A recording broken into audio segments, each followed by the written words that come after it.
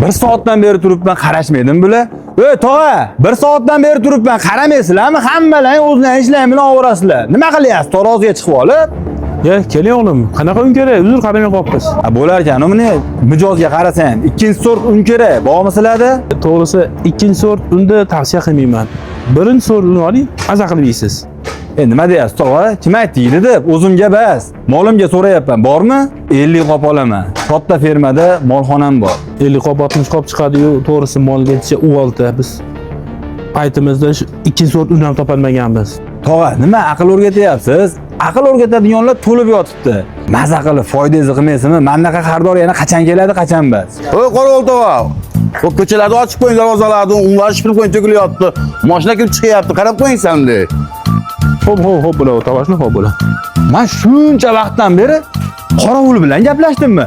Aka, shu yerda xo'jayini sizmi? Assalomu alaykum. Boshliq, yaxshimisiz? Charchamasdan, o'zingiz ekansiz. Qorovul bilan gaplashib turibman. Shu navesizga nechi pul ketgan? Bu navesda asakalik soya yozganmiz. Yaxshi atrofda ancha arzon qulay narxlari. Usta, bir minutga qarab oling, akalar naves qildirar ekan. Assalomu alaykum. Salomat aka, yaxshimisiz? O'zingiz qilganmisiz? Ha, men ustalar bilan biz ish yuritamiz-ku. Ha. Akani o'tkari qilib berganmiz, nimasini, naveslarni. Mana uni o'tkari qilganmiz. Ha, qo'y. Bir yil mana uni qildik. Ha. Hozir mana shu pol mana bekilyapti mana bu tomonlari. Akalarimiz bilan gaplashdim. Mana shunaqa un sotadigan joy ochadigan bo'lsa, akalarimizga naves xizmatini bemalol sham topshirsa bo'lar ekan.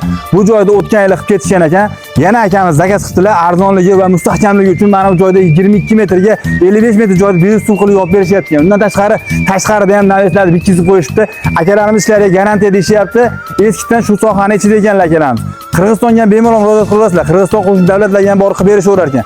Videoga like bosib tashlab jo'natib qo'yamiz. Pastki nomerlarga aloqa chiqarasiz, WhatsApp nomerini va aloqa nomerlarini qoldirib qo'yasiz. Bu mahsulotlar mustahkam, chirimaydigan konteyner mahsulotlardan bo'lgan. Aloqaga chiqmaysiz bo'ldi. Keyin narx-navolarni ham unaqa baland emas. Norma cho'ntagiga yarasha qilib berishaveradi. Shipirori.